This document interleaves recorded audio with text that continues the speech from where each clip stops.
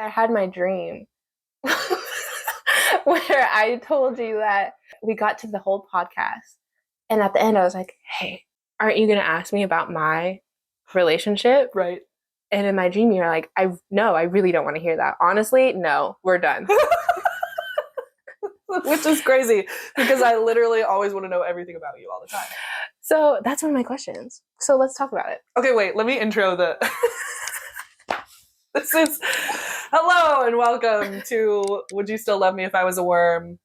A beloved podcast by all, beloved by some. Mm-hmm. This is Would You Still Love Me If I Was a Worm? Featuring your host, me, Sienna Reilly. And today, my guest. I'm Erin Harvey. Hell yeah. Who are you? Oh, I'm no one. Don't cut that.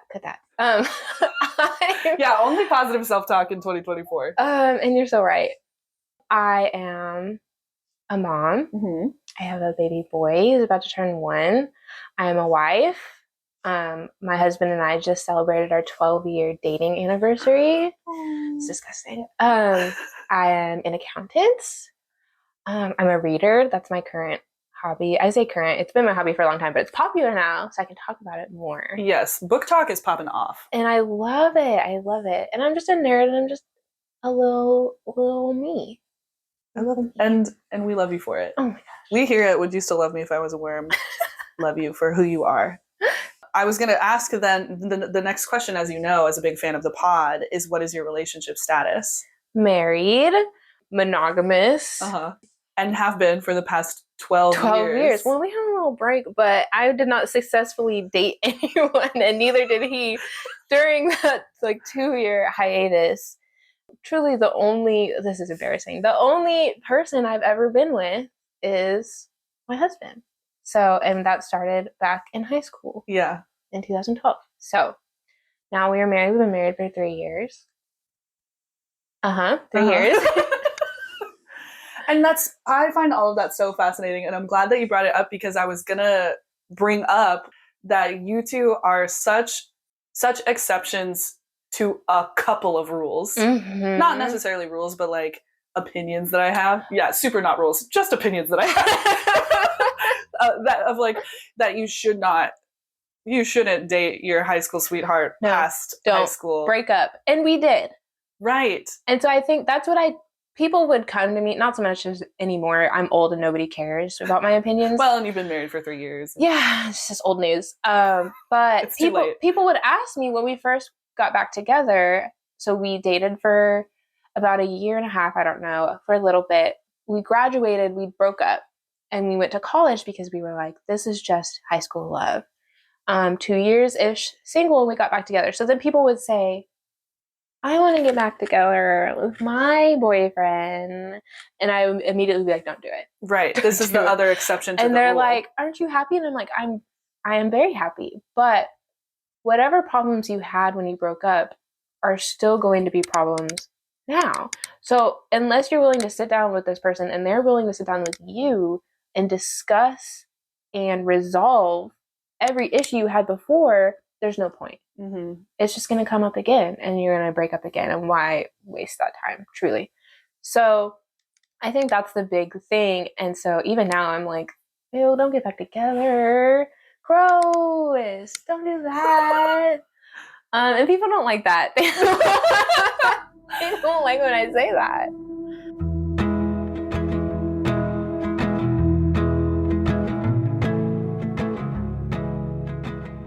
I did mean to ask also, obviously you're a fan of the pod. And I know the answer to this question, but are you familiar with the meme of would you still love me if I was a worm? Of course. How could I not be? I knew about it before. I don't want to say before it was your thing, but before you started posting all of the memes online. I'd seen it on TikTok or Instagram or whatever, but just a little. You and I are both very chronically on TikTok, so that kind of makes sense. And we have a Venn diagram of TikToks, and that's true. Yeah, I'd seen it a little, but you really kind of put it in my zeitgeist, right? And you really solidified it as something I thought about more often than just a 3-second glance at TikTok. So, yes, but you really put it in my brain. Mm. And I love that. I love that for us. Because today's episode is all about friends and friendship and platonic love and the love between two worms who are friends. Since you know everything about me. Truly. Though you surprise me every day. And that's how you know we're really in love. Isn't that what they say? It's like, but there's new things every day. They still surprise me. Okay, it's just you and me here, right? Yeah. Nobody else is here. Nobody will know. Nobody will hear this. Yeah. Are you obsessed with me? Now, when you say obsessed, no, I wouldn't say that I'm obsessed. Well, unless you want me to be obsessed with you. Then if you want me to say yes, then I'll say yes. I want you to tell the truth. No, I'm not obsessed with you, but you are one of my best friends. I do love you very much. And I like you a lot. You like me? Yeah, That's you're one cute. of my favorite friends. Yeah. But yeah, so since you know everything about me and you're a big fan of the pod. I am. By the way, follow me on Instagram at WormPod. I've never said this once. Mid-episode plug. Yeah, natty plug, natural plug. Follow at WormPod on Instagram. Once I've recorded an episode, or once I start editing an episode, I'll usually post some non-spoiler spoilers with some memes that get brought up while we were recording. Every now and then I post some other little silly, goofy things, almost always featuring photography by Boy Howdy Co. And it's just a good time. It is a good time. I have more followers on Instagram than I do have listeners to the podcast across all the platforms. Some people are fake fans. So, no, I think it's hard to start a new podcast. It's hard to start a new show. I totally get that. Whenever someone is like, you gotta start listening to this podcast, it takes me several months. I have to decide. Sure. To start listening. You know what I mean? Free will. Anyway, thanks for taking that ad break with me. I understand you've prepared some questions. Okay. First and foremost, you don't have any worms. What are you talking about? In your apartment. That's not true. Live worms? That's true. No, I don't have any creatures in my apartment other than me and my 2 cats. So explain to me how you tell everyone you would love them if they were a worm. Mm-hmm. How do you know? Easy answer. None of my friends are worms. That you know of? How do you know the person, the worm on the street that you walk past isn't someone you love? I very rarely see worms out in the wild, to tell you. I very rarely see living worms out in the wild. You're not looking hard enough. I see we get a lot of snails out here in this apartment complex. I'm saying if you were a true worm fan, I would see more live worms. I've never claimed to be a fan of worms. Go back, read the receipts, look through my old Instagram archives. I have never claimed to be a fan of worms. I just fear that if I were to be a worm, I wriggle on up to you, you'd walk on past. No, I would know it was you somehow. You would know it was me. I have a feeling that just like I think that I have the capacity to like explain this if I were the worm, I feel like you have that same capability. I don't know. You would be able to communicate to me somehow that it's you. Or like I would go to your office. I'm just gonna go work on my desk. At HR, if you're listening. No, you're not. If I would go to your office, as I do multiple times a day. 5 times a day. I just told Connor, I was like, I'm so lonely. What, are you actually getting work done? Yes, so much. No, most of the time when I walk in your office, you are working. And I continue to work while we're talking. Yeah. Speaking to me. Yeah. So at HR, if you're listening, everything's fine. It's fine. Imagine. No, I feel like I would go to your office and you wouldn't be there, and I'd be like, that's weird. And I would text you. She's a worm. Well, no, I feel like then I would text you and be like, where are you at, queen? And you wouldn't respond because you'd be a worm. And then I'd be like, I would start putting 2 and 2 together. Maybe I would text Connor, like, if I was really, really worried. I might ask somebody in your department, like, hey, what the fuck is going on?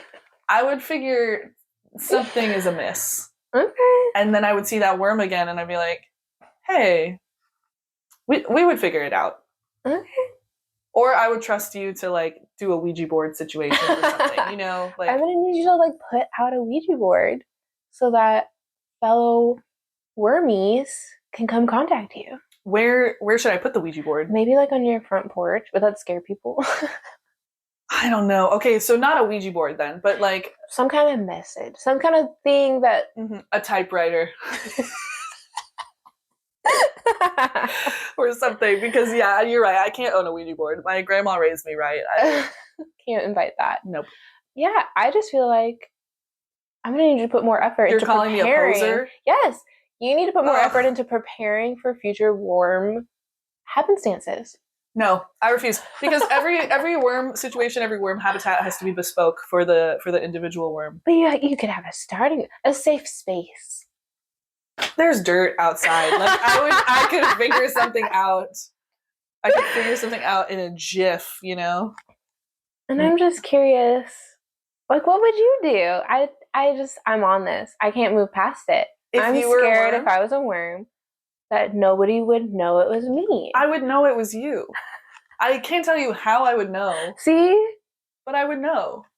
At the very least, I would know, like, this is not an ordinary worm. Like, this worm is trying to get my attention. Keep saying this worm. This worm is obsessed with me. Oh my god, this worm has been following me around. Like, okay. So, what else you got? We talk about, would you still love me if I was a worm? Who would you still love if they were a worm? Who wouldn't you love if they were a worm? Ooh.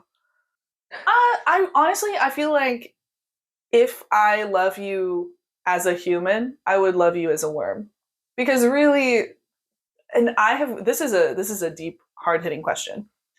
As a theater person, okay, like, I have found myself falling for the trap of, like, the summer camp friends. I think you and I have talked about this, like, that, like, you meet people for this short period of time in this, like, condensed environment of a show or something, and you're like, oh my god, I love you guys, like, you're my best friend.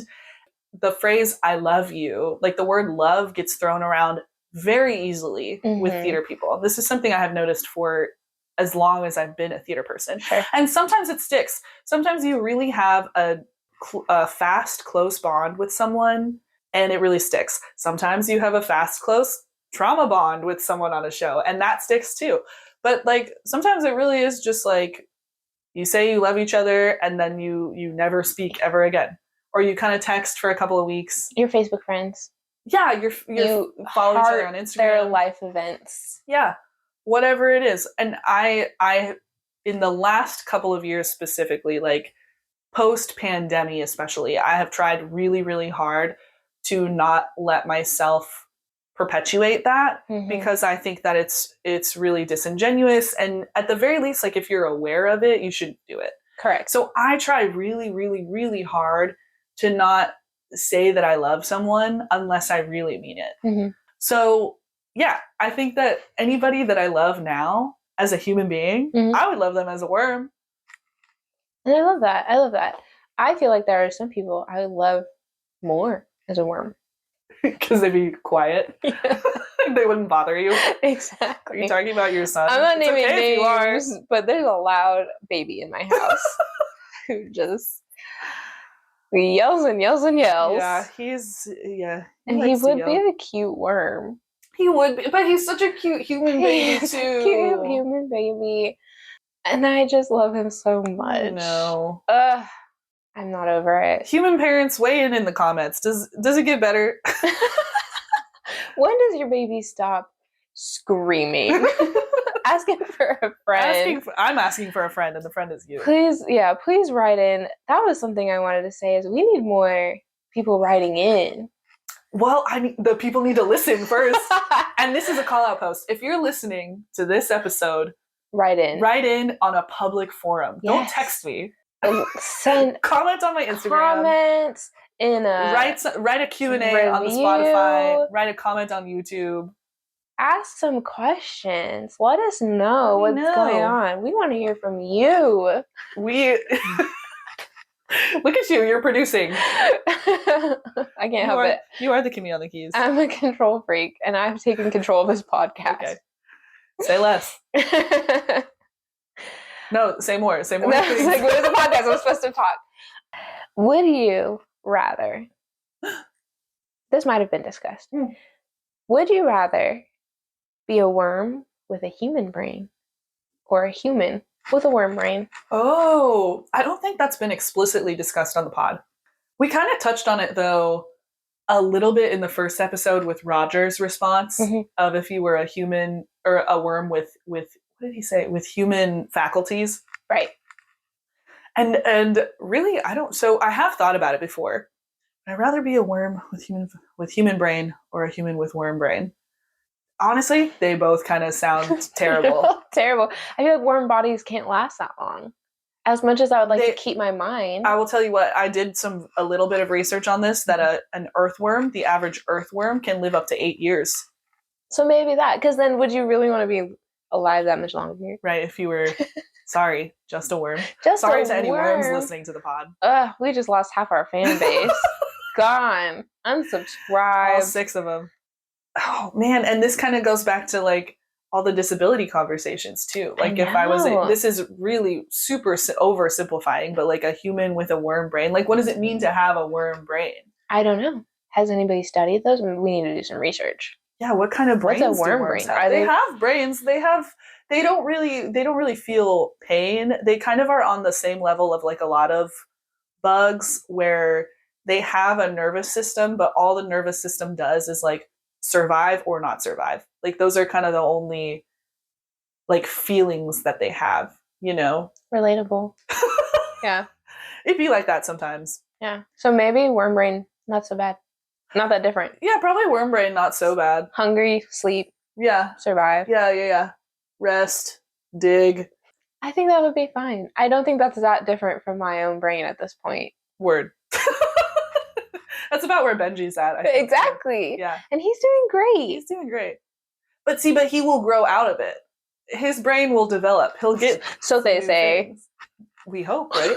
We'll see. So yeah, I don't know. I do think that I would, if I had the option to be a human with a worm brain or a worm with a human brain, I guess I would pick, I would rather be a worm with a human brain, because then at least I can, try to make decisions. I don't know how much agency I have as a worm, but at least I could like... No hands.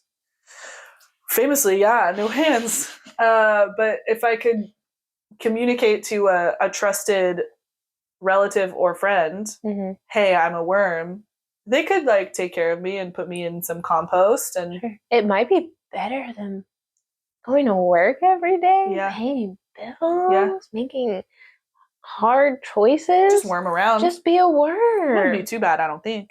Which is why Roger's response was so out of pocket that he was like, I would put you out of your misery. How do you know I would be miserable? Right. No, I'll put myself out of my own misery. That's dark. Yeah. Cut that. No, I'll wriggle into traffic. Thank you very much. Something. I don't need you to do that. Something. That is not why I came to you.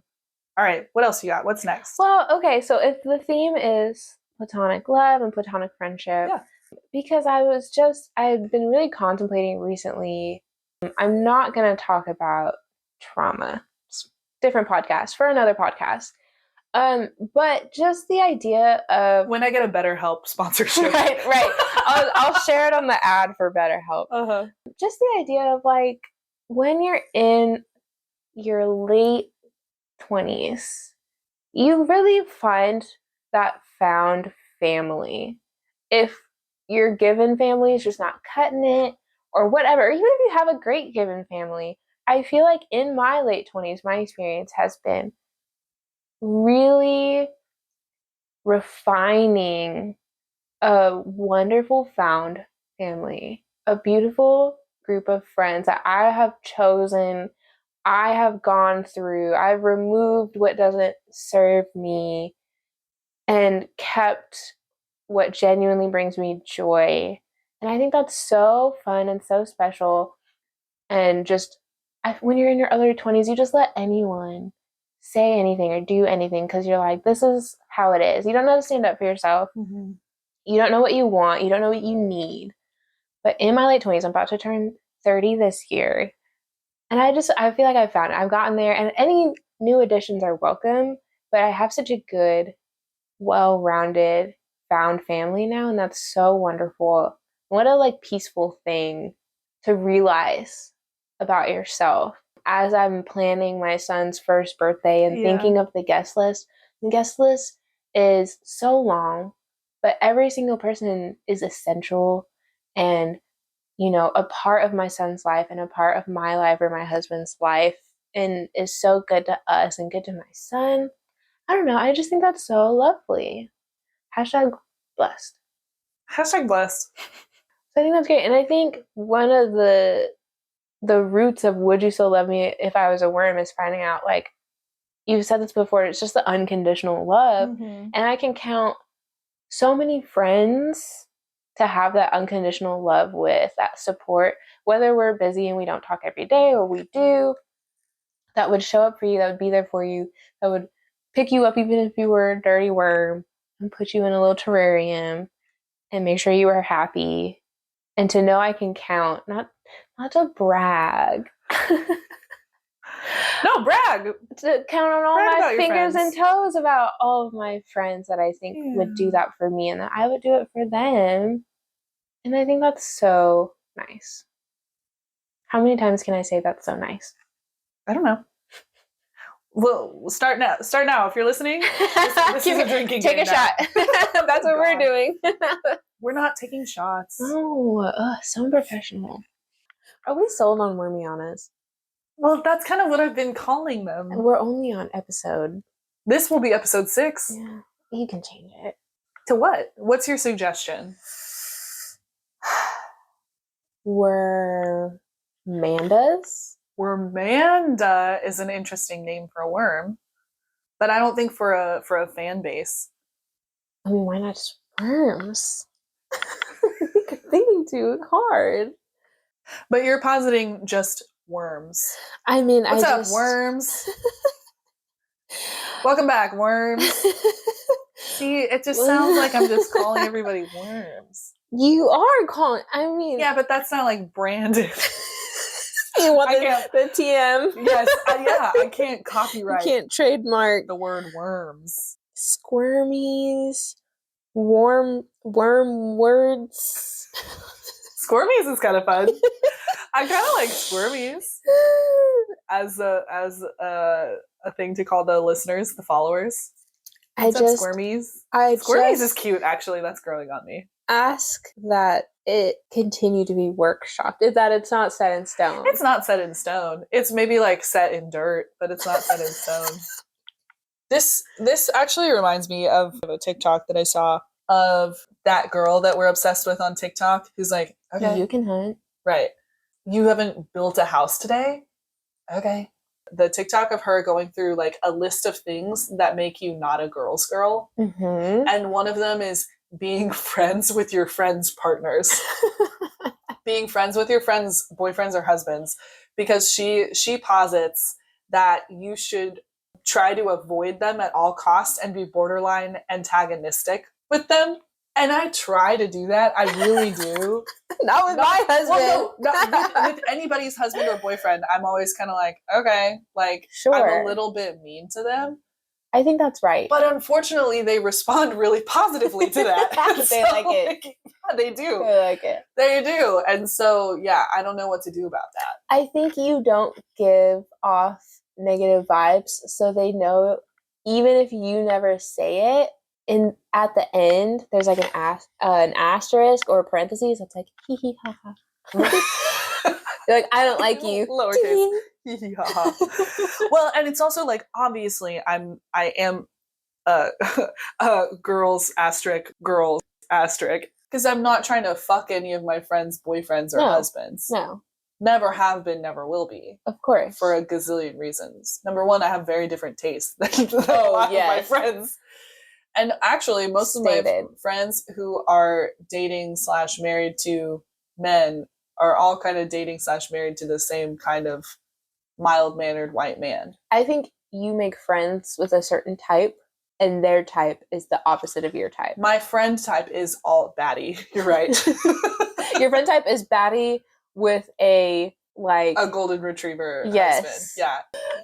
But that's what I'm saying. I obviously I want to foster like a positive relationship with my friends' partners because I want to have a positive relationship with my friends and I want to be a positive part of their life and they're a positive part of my life and their partners are part of that. I think though that the girl on TikTok was more talking about boyfriends than like 100%.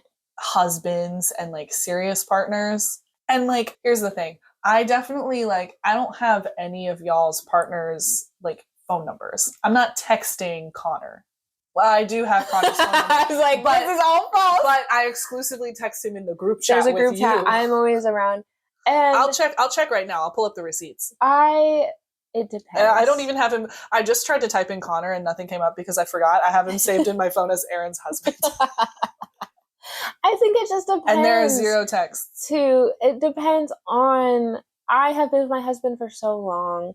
We're so secure. We're so like boring old married couple, and that's different from friend who has been dating boyfriend for 6 months and they still like go out, and they don't know their partner that well yet to feel secure, and there's really no reason for you to be close with their partner. Versus you and I are so close. You're at my house all the time, where unfortunately my husband is also there. You're involved in my son's because life. Unfortunately, it's also his house. I guess. Yeah, your son is my grandson. You're involved in my son's life. And so you can't avoid it, and you shouldn't, because then that would just be awkward and weird. Right. Versus anything else. Where, like, if someone's just dating and you, like, I see my friend and we go out together, you shouldn't be interacting with their partner casually like that. Yeah. But if you're coming over to me and my husband's house, then yeah, you should probably interact with him. I'm gonna have to get up and go to the bathroom at some point and leave you two alone. Right. That's the perfect level of comfort, in my opinion. And that I'm so glad with one of my friends, like serious partners, boyfriends, husbands, girlfriends, wives. And he's good about. He's not gonna enter the conversation. But every once in a while, he'll perfectly drop a nugget to be like, I'm here and I am listening, but I'm not judging. Right. But I am listening and I will have an opinion. And he always drops a great nugget, a great hee ha ha, and then he checks back out so that we can still feel like we're having our private conversation. And he's 2 feet away from me. Yeah. He's on the couch. We're in the kitchen table. Yeah. No, Connor and my friend Victoria's husband, Sean, both know all of my shenanigans. They both know everything about what I've been up to for the past 2 years. And he supports it. And they're both so supportive. He's such a big fan. Funny story that is also going to get cut. Me telling my husband I have really good news. The news being a news about Sienna's future projects, because I just got cast in a show. Announcement coming soon. Famously, my husband loves Sienna's work. Mainly it's been as a director, but in general, so far, big fan. Very supportive of Sienna's work. And so my good news was Sienna has more work. Mm-hmm. So I say, out of the blue, middle of the workday, I have wonderful news. You texted your husband. Text. Husband goes, oh, are we expecting? Because yes, I would find out in the middle of a workday. Right. I would just make that discovery just in a work bathroom. I didn't even think about that part of it. Perhaps. And then you told me earlier. That's so instead funny. of like waiting a few more hours to come home. Famously, last time I told him we were expecting, I waited a week because it was about to be his birthday, and that was like the big moment. Mm-hmm. And I somehow waited a week. But he thinks I would text him in the middle of a work day to be, hey, we're pregnant. Not, hey, we get to go to a fun show in a few months. However, when I clarified, no, Sienna's going to be in a new thing, he was like, oh, nice! Exclamation point. Will you send me that screenshot? Can I put that on the pod? Sure. On the Instagram. Oh, that's funny. That's so funny. Oh, nice, baby. He's so happy for you that I got cast in a play. Oh, nice, baby. That's really sweet. Always supportive. Oh, that's funny. And one last thing. Well, I have a couple last things, but the only thing that really is like relevant is this tweet that I saw. And I've seen so many variations of this that it's like 2 best friends talking to each other is them just nodding and going exactly back and forth. And I think that's accurate. That's us for sure. That is us. So one thing I love about us is how first and foremost, we're going to be supportive. Right, of course. Immediately followed by, okay, but... Now, when you say...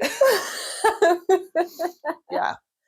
But at the end of the day, you and I will always support the other. No matter if you come to me and you said, oh, and by the way, I killed someone. I'd be like, and I'm sure they deserved it. Right. Follow up. Tell me more. Do you want to talk about that? Maybe? Elaborate. Shut the door, by the way. Because, of course, I'm in your office. You're in my office on a little orange rolly chair. The door's wide open. I didn't even wait to get all the way in your office before I started talking.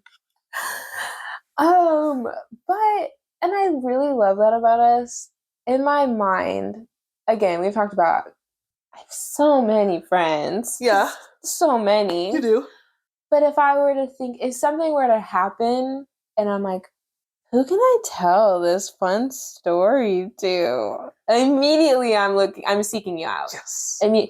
Yes. Am I running to your office? Am I sending you a voice memo on Instagram? Am I doing what I did the other day and saying, like, I have a story to tell you, but I have to tell you in person? Mm-hmm. This is a reminder. Something is happening so that you and I can talk about this fun, juicy story. Yes. I'm honored to be that friend for you. And you are. And I hope that I am that for you. Oh, yeah. I tell you absolutely everything.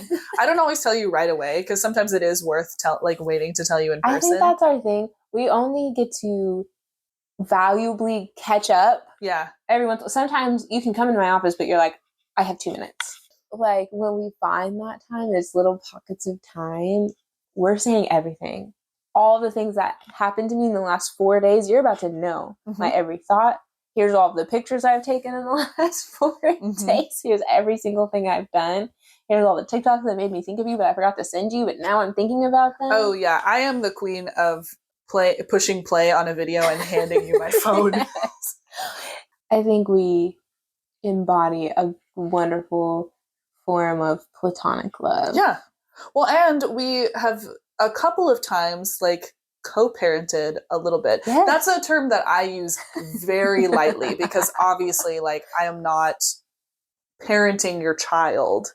No, but when I need a second person, you're there. If Connor's not going to be there, right, can't be there, right, I'll go to this other baby's birthday party with you so that you can eat, and I will hold your child while you eat. Yes. Or maybe that was really the only hardcore time we've done that. That's been I would say the best example of that. But just we went to the movies once, but we waited until after bedtime. Just you being in the room and playing with him so I can have a moment to breathe. As much as I love my baby so much. Of course. And I'm obsessed with him. Parenting is just so all-consuming. When your baby is in front of you, they want 100% of you. And it's really hard to be like, I need 30 seconds to take a sip of water. Mm-hmm. They're like, no, absolutely not. You can't do that. You cannot do that. I will scream. Right. So sometimes you just need that second person to be like, oh, hi, look at me. Yeah. And a distraction. So you can diversion. So you can answer a text. So you can eat a bite of food. So you can go to the bathroom. So you can just breathe. Yeah. For 1 minute. And you're so good at playing with him and being with him too. Some people are like, oh, and they just kind of hold the baby out until you come back. I think the first time I met baby Benji, when he was more babyer than he is now, I was a little bit I forgot how to hold a baby. I needed you to show. I think you picked it up pretty well. Yeah. I think the first time you saw him was when you were saving me from a wasp. That's exactly right. I forgot about that. I will never forget. And that's why we're such good friends. Save my life. I'm indebted to you. That's why I'm here. From dropping what I was doing to drive to your home. Saved me. 45 minutes away to kill a wasp. I'll never forget it. And I'd do it again. Erin, I have a question for you. Yes. Would you still love me if I was a worm? I would probably love you a little bit more. Okay. No, of course I would love you if you were a worm, and I would put you in a little thing, and I would not let Benji eat you. Do you think he would eat a worm? Yes. You're unfortunately, I know for a fact that he would eat a worm. immediately would put it in his mouth. Here's the other thing, though, because if I turned into and I did not think about it until just now, so sorry, past podcast guests. If I turned into a worm, who's going to take care of the cats? Me. You would? Yeah, absolutely. You would adopt them into your home? I would immediately. You know, things change and you have to go with the flow and you have to adjust. Right. You grow through what you go through. That's right. Well, that concludes this chaotic episode of Would You Still Love Me If I Was a Worm? Erin, do you have any final thoughts, opinions, nuggets of wisdom? I love you guys. I will say it to whoever. I don't care. You're the drunk girl in the bar bathroom. I am. And make sure you're following the podcast on Instagram. Mm-hmm. Drop a comment if you want me to come back. Drop a comment. What should they say? Just bring back Erin. Something. We Drop want more name. Erin. We love Erin. Love this episode. More of this. Or if you didn't like it, don't say anything. Don't tell me because I will cry. Don't say anything. We're sensitive. Yeah, I hope everybody has a good day. You don't have anything to plug right now, do you? I don't really want you guys to follow me. Okay, fair enough. My Instagram is private. I'll still tag you so you can share it. And that's great. And I will. You'll get a lot of follow requests. You don't have to approve any of them. If you want to see my baby, comment below. And I might let you see a picture of him. He's really cute. I wanna plug my baby. Yes. My grandson. You are not my child. No. But Benji is my grandson. And don't ask any more questions. Period. All right. That's it. Bye. Bye.